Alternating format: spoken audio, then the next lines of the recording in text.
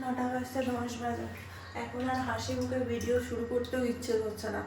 ছেলেটা সারা রাত গায়ে জ্বর, সারাদিন কালকে ঠিকই ছিল। কালকে দুপুরবেলা একবার খাওয়ার পর জ্বর এসেছিল, আবার রাত্রিবেলা খাওয়ার পর তারপরে ঠিক হয়ে গেছিলো, ওষুধ দিয়ে দিয়েছিলাম। আর রাত্রেবেলা আবার খাওয়ার পর হালকা হালকা করে জ্বর এসেছিলো, তো রাত্রেবেলা খাওয়ার পরে ওষুধ দিয়ে দিয়েছিলাম, কমেও গিয়েছিলো। আবার মাঝরাত থেকে জ্বর এসছে, তো মাঝরাতে খালি পেটে তো ওষুধ দেওয়া যাবে না, আর 6-7 ঘন্টার বেশি না হলে ওষুধ দেওয়াটাও ঠিক না। তো সারা রাত ওষুধ দিতে পারিনি, এখন ওই জ্বর আছে গায়ে, ও উঠবে আগে, ঘুমোচ্ছে এখন, ও ভোর থেকে জেগে আছে, নিজেই উঠেছে, উঠে ডেকেছে, টয়লেট গেছে, জল খেয়েছে, মানে ওইটুকু ও পারে করতে। তারপরে এখন শুয়ে আছে, মানে শুয়ে শুয়ে সকালবেলা ভোরবেলাটা কেটেছে, এখন এই মাত্র ঘুমোলো 8টা 8:15টার সময়, ও বাবা আমাকে ঘুম পাড়ালো। দিয়ে আমি উঠে চাটা সমস্ত কিছু করে নিয়েছি, মাসি আজকে আবার লেট করে আসছে। এখন তো যেহেতু ভাত করছি না, তো ভেবেছিলাম আজকে যে একটু আলু ভাজা পরোটা করবো ভেবেছিলাম, এখন জানি না কি করব না করব, মাসি কখন আসবে। আমি তো চাটা সমস্ত কিছু করে নিয়েছি, আর কালকে রাতে এই ছোলার ডালটা ভিজিয়ে রেখেছি। কিছু তো সেরকম খেতে ইচ্ছে করছে না, সবজি টবজি, আর শীতের দিনে সবজি বলতে সেই ফুলকপি আর না হলে বাঁধাকপি। তো এই যে ছোলার ডাল দিয়ে ছোলার ঢোকার ডালনা করবো ভেবেছি, ভেজানো আছে, কালকে বিকেলেই ভিজিয়ে দিয়েছি, এটাই আজকে হবে। নিরামিষ খেতে ইচ্ছে করছে। চলো, চাটা অনেকক্ষণ হয়ে গেছে, 9টা বাজতে 5 বাজা। গরম জল চাপালে এখানে দিই। চা খেয়েই তাড়াতাড়ি করে রান্নাঘরে ঢুকে গেছি। আমি আলুটা কাটতে বসেছি আর মাসি চলে এসছে। এখানে আলু ভাজা চাপিয়ে দিয়েছি, এখানে ডিম সেদ্ধ চাপিয়ে দিয়েছি, ডিম সেদ্ধটা ফুটুক একটু জলটা। আর ওখানে মাসি মাখছে হচ্ছে আটা, পরোটা বানাবো একটুখানি, পরোটা দিয়েই দেবো আজকে। অনেক দিন ধরে উল্টো পাল্টা খেয়ে যাচ্ছে ভাত ছাড়া, আজকে খেয়ে যাক একটু। রুটি খেতে মন করছে না, বলছে মুখে স্বাদ নেই। তো জিজ্ঞেস করলাম আলুর চচ্চড়ি বানিয়ে দিই একটু, টমেটো দিয়ে টক টক ঝাল টাল করে। বলছে না, অত কিছু করতে হবে না, শুধু আলু ভাজাই করে। ঠিক আছে, এটা হোক একটু সেদ্ধ। আজকে আমাদের রান্নাটা ঝামেলা আছে, ধোকার রান্না করতে অনেক অনেক টাইম লাগবে। বাটতে হবে, শুকাতে হবে, আবার ওটাকে থালায় নিয়ে কাটতে হবে, তারপরে আবার ভাজতে হবে, তারপরে ঝোল বানাতে হবে। নিরামিষই ঝোল করবো। আজকে সকাল থেকে রোদ ওঠেনি, ঠান্ডা ঠান্ডা লাগছে, কিছু অন্ধকার পুরো ঘর বাড়ি। অন্যদিন এই জানলা দিয়ে রোদে এখানে বারান্দা ভরে যায়, এখানে বসে বসে চা খায়।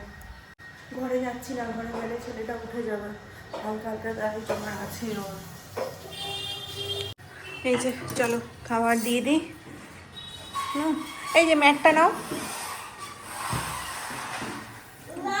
ওকে আমি ইয়ে করি, কেন বলো, ফ্রেশ করিয়ে খাবারটা খাওয়াই। বাবা, বাবাটা ব্রাশ করতে করতে, তোমার শরীর কেমন আছে বাবা? দেখি একটু, দেখি। ওষুধ খেতে বাবা, চলো নিচে ঘুরো না বাবা, মজা করে দিয়েছ? ঠিক আছে চলো। মিশুকে সকালবেলার টাইমে আমি যেহেতু দুধ দিই, আজকে আর দুধ দিচ্ছি না, মানে কালকে থেকেই দিচ্ছি না। ওকে এখন অল্প একটু বিস্কুট খাওয়ালাম, আর একটু পরোটা খাওয়ালাম, শুকনো শুকনো। ক্যালপলটা দেবো, তারপর ভাত চাপিয়েছি, ভাতটা হতে একটু লেট হবে, তো ওই জন্য একটু বিস্কিট দিলাম আর পরোটাটা দিলাম। বিস্কিটটা খাওয়া শেষ হোক, ক্যালপলটা দেবো। এখন গায়ে অতটা জ্বর নেই, কিন্তু হালকা হালকা গরম আছে, বাবা বলে দিয়ে দিতে, সারা রাত জ্বর ছিল তো, হালকা হালকা গরম হয়ে আছে। আজকে কি হাওয়া দিচ্ছে না, আজকে কি রোজই হাওয়া দেয়। ঘরটা গুছিয়ে নেবো এই ফাঁকে, আমাদের খাওয়া দাওয়া হয়ে গেল, এই ফাঁকে যদি খাওয়া দাওয়া না করি আর হবে না। পরোটাটা বেশ ভালো হয়েছিল, মাসিকে একটু বলেছিলাম মিষ্টিটা বেশি দেবে। কিছু নেই না সেরকম, তরকারি টরকারি হতে গেলে বেশ ভালো হবে। আলু ভাজা দিয়ে খাওয়াও যায় না অতটা, শুকনো শুকনো হয়ে যায়। আমি ওকে বললাম আলু চচ্চড়ি দিয়ে করে দিই, টমেটো দিয়ে, খুব ভালো লাগে, টমেটো, কাঁচা লঙ্কা আর কালো জিরা ফোড়ন দিয়ে, এত ভালো লাগে না, ঝাল ঝাল। কিছুই পড়ে না, শুধু লবণ হলুদ আর হচ্ছে কালো জিরা, কাঁচা লঙ্কা আর টমেটো, এটাতেই তরকারিটার টেস্ট আলাদাই হয়ে যায়। ঘরটা গুছিয়ে নিই, মাসি রান্নাঘরে সমস্ত কিছু গুছিয়ে নিই। আজকে তো কাটাকাটি কিছু নেই, শুধু আলু কাটা হবে, দুটো ঢোকার ডালনা করবো, আর নিরামিষ একটা আদা জিরা টমেটো মশলা। এই ফাঁকে ঘরটা গুছিয়ে নিই। চলো, 10টা বাজতে 5 বাজে। অর্ধেক ঘর গুছিয়ে দৌড়াতে আসছি। চলো, ফুলও দিয়ে দিয়েছে, তাড়াহুড়া করছে, 10টা বেজে গেছে তো, লেট হয়ে গেছে। সাবধানে যাবে, হ্যাঁ। বাবাই, বাবাই বলো। চলো, হয়ে গেছে। গুড নাইট বলে। হ্যাঁ হ্যাঁ দি। তাড়াহুড়া করতে গিয়ে ঘড়ি ভুলে গেছো। কই ঘড়ি কই? এই যে ঝুড়িতেই সব রাখা আছে। বলবে তুমি ঝুড়িতে রেখেছো বলে আমি সব ভুলে যাচ্ছি, দেখতে পাচ্ছি না। আস্তে আস্তে যাও, সাবধানে। চলো, হয়ে গেছে হয়ে গেছে, চলো। এই কি হলো? রান্নাঘরে অর্ধেক কাজ হয়ে গেছে, ফুল দিয়ে গেছে। এখন ঠাকুর পুজোর ফুল অনেক দিচ্ছে। মিশুর ভাতটা অনেকক্ষণ আগে ঠান্ডা করতে দিয়ে দিয়েছি। আর এই যে ছোলার ডালটা এখানে বাটা হয়ে গেছে, তাড়াতাড়ি করে বাটলাম। একটা কাঁচা লঙ্কা, হলুদ আর একটুখানি লবণ দিয়ে বেটে রাখলাম। এটাকে এখন কড়াই শুকাতে হবে। তারপর অনেক গল্প আছে। মিশুকে খাওয়াতে শুরু করে দিয়ে ওকে ওষুধ দিয়ে দিয়েছে। ওষুধ দেওয়ার পর একটু আওয়াজ বেরিয়েছে, ওই দেখো আওয়াজ বেরিয়ে গেছে ছেলের। ভালো লাগে না বলো? ছেলেরা যদি অসুস্থ থাকে বাড়িতে, ও তো মুখে কিছু বলে না, বাড়ি একদম শান্ত। তারপরে দেখো নিচে শুয়ে আছে, নিচে শুয়ে আছে। শরীর ভালো হতে দেরি। ওখানে বলছে সব কালারগুলো, এখানে ও রিপিট করছে। মিশুকে খাওয়াতে খাওয়াতে এদিকে রান্নাটা শুরু করে দিই। ও আস্তে আস্তে মুখে নিয়ে নিয়ে খাচ্ছে। অল্প একটু তেল দিয়েছি, কড়াইটাকে ভালো করে গরম করেছি। এটাকে শুকাবো ভালো করে। বাপরে বেরোবে মাসি, হাত দিয়ে দিতে হবে। একটুখানি লবণ দিতে হবে। এই ধোকার ডালনা খেতে যেই জিনিসটা খেতে ভালো লাগবে সেই জিনিসটা মাসি রান্না করতে কষ্ট হবে, টাইম লাগবে অনেক। যেরকম হচ্ছে মোচার তরকারি, তারপরে হচ্ছে কাঁঠালের তরকারি, বলো লাউয়ের তরকারি। অনেকে আবার লাউ খেতে ভালোবাসে না, আমাদের আবার লাউ খেতে ভালো লাগে গরমের দিনে। মাসি হাত দিয়ে দাও, এটা লবণ কম হয়েছে। এই যে আমাদের ধোকার ডালনা রেডি হয়ে গেছে ভাজার জন্য, তরকারি করার জন্য। এটাকে ফ্রিজে রেখেছিলাম, থালাতে দিয়ে ভালো মতো শেপ দিয়ে ফ্রিজে রেখে দিয়েছিলাম। ফ্রিজ থেকে কিছুক্ষণ পর বার করলাম, 5 মিনিট 10 মিনিট পর দিয়ে পর সুন্দর করে কাটলাম। মিশুকে খাওয়াচ্ছি আর ওগুলো কাজ করছি। মাসি আমাকে হেল্প করে দিচ্ছে। ওরা এখনো খাওয়া শেষ হয়নি, থালা থেকে এখন বাটিতে ট্রান্সফার হয়ে গেছে। মানে মাসিকে দিয়ে আসলাম শেষটুকু খাওয়া শেষ করানোর জন্য। আর এখানে আমি ভাজা শুরু করি। অনেক টাইম লাগছে গো খেতে। আমি একটা করে কাজ করছি আর ওকে খাওয়াচ্ছি। সকালবেলার এই টাইমটাতে না বসে খাওয়ানো যায় না। দুপুরবেলা না হয় কোনো কাজ থাকে না, বসে গেলাম খাওয়াচ্ছি আরাম করে, ও আরাম করে খাচ্ছে। এখন খাওয়াটা দরকার আছে ওর, না হলে তো আমি ছেড়েই দিতাম। আমি এত টাইম ধরে খাওয়াই না। হোক, এটা ভাজা হোক, বেশি আছে। ওই যে একজনকে বকে ঝোঁকে খাটের ওপর বসিয়ে এসছি। এক পা নামতে গেলে একদম কি হবে বুঝতে পারছো, ঠান্ডার মধ্যে খালি পায়ে হাঁটা। এই যে এখানে মশলাটা কষিয়ে নিয়েছি, মানে কষাচ্ছি, মানে কিছু না, আদা জিরা টমেটো বাটা রয়েছে। আর এখানে হচ্ছে এই যে ভাজা হয়ে গেছে, মাসি ভাজলো। চলো সেটাকে ভালো মতো কষাতে হবে, টমেটো আছে, ঢাকাটা দিয়ে। 11:30 বেজে গেল। কটা থেকে শুরু করেছিলাম বলছি? 10টা, সোয়া 10টা থেকে। এতক্ষণ লাগলো, দুটো হাতে হচ্ছে তো, তাও অনেক তাড়াতাড়ি হয়ে গেল। আমি একা করতে গেলে বা মাসি একা করতে গেলে হয়ে যেত। হয়ে গেছে।